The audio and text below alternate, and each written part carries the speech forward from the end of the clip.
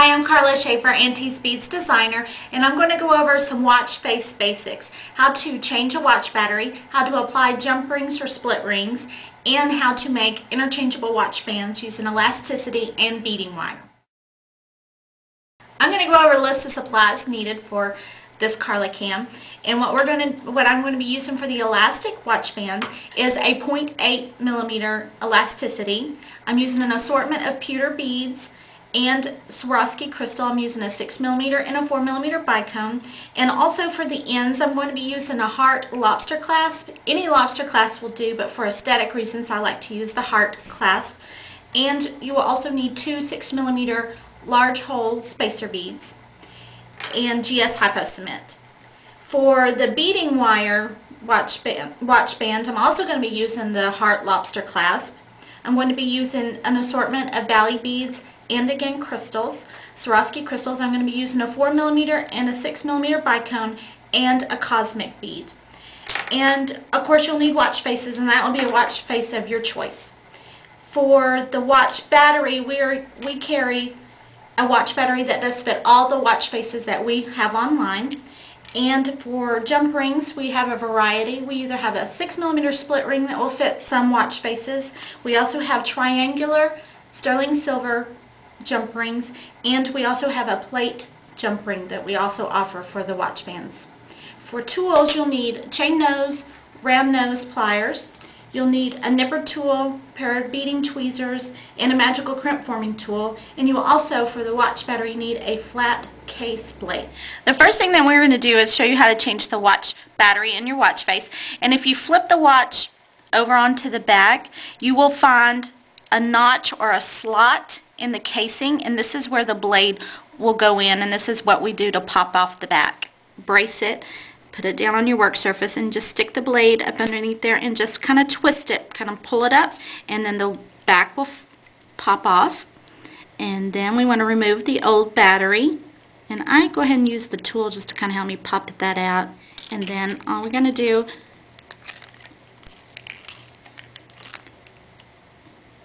is add the new battery, and the battery has a front and a back to it, and you'll be able to see the flat side is the side that's going to go up, and all you're going to do is just drop it in the slot there, and then we're going to put the casing back on the watch, and you will see there's a little hole here, and that's where the pin is, so we're just going to line that up.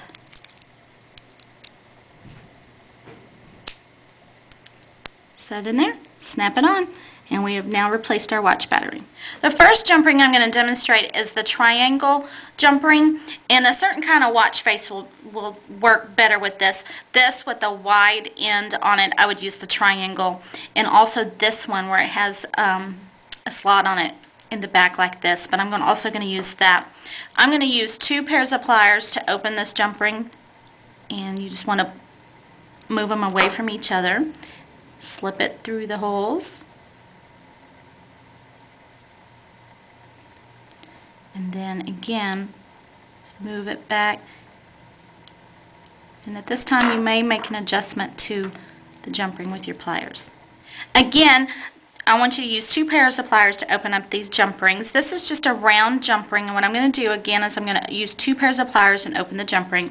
And this is a good jump ring used for something that's just a little wider on the end, such as this. And what you do is you slip it in, and then you just kind of maneuver, and the jump ring may become a little misshapen, but that's okay because it's going to go, we want to make sure it goes in the holes and it stays good and tight. Okay, whenever possible I like to use a split ring because of the security of the split ring. So what I'm going to do now is I'm going to use my beading tweezers, and I'm going to open up the split ring rather. Okay, and sometimes you may have just a little resistance, but there you go. Once you get it started in there, then you just take your tweezers and you just roll it through. And now you've got a split ring on the end. When making an interchangeable watch band, you do need to measure the watch face with the rings so that you can subtract that from the total length of your bracelet.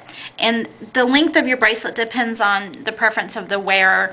I don't mind wearing my watches as bracelets, so if they're loose and they roll down, that's fine with me. However, my mother actually prefers hers a little short, a little tighter, so that the watch face sits directly on top of her wrist. So just, it depends on who you're making it for and how they like to wear them.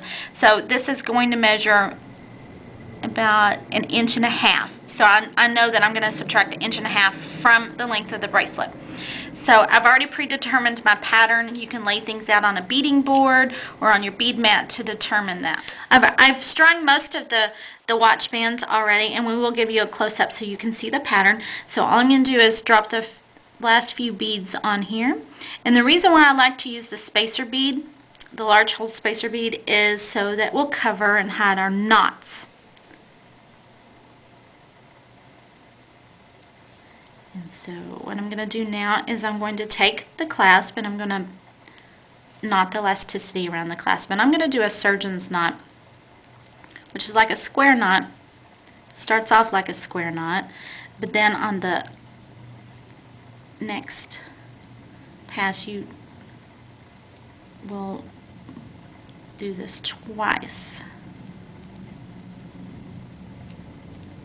And then pull.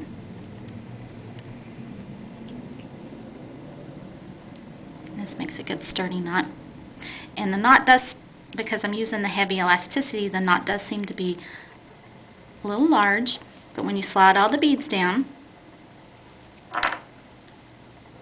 it covers it. And then what we'll do is we'll drop some hypo cement on the knot and trim. Okay, I'm going to show again how to do a surgeon's knot, and I like to bead on the spool, so I didn't cut until I got that one end. So you just want to allow yourself, 4 or 5 inches to work with here. And so what I'm going to do is, just like you're tying your shoe, over and under,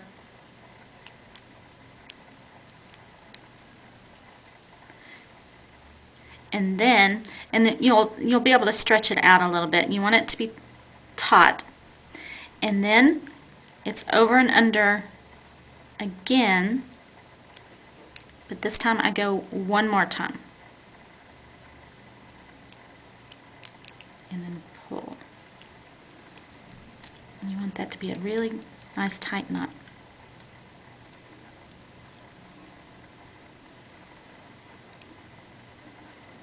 And then we're going to drop glue on this knot, some hypo cement,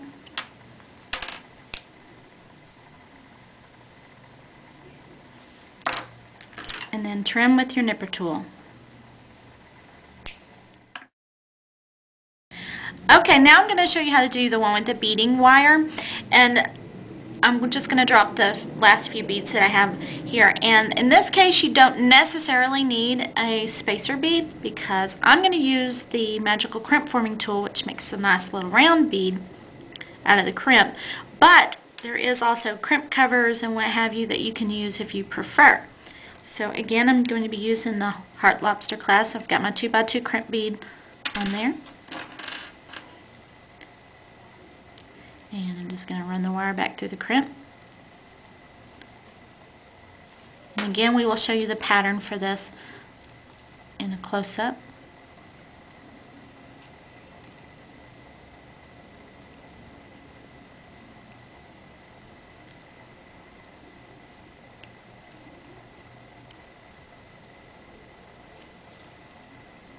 And then you just slide all your beads down. And you can see how nice this looks, and you don't really need to cover that up necessarily.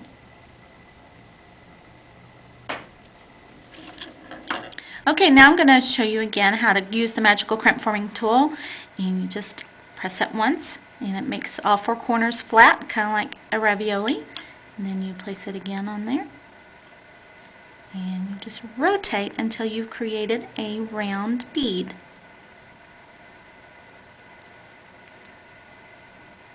It really has a nice clean look to it. And then you just trim your excess wire.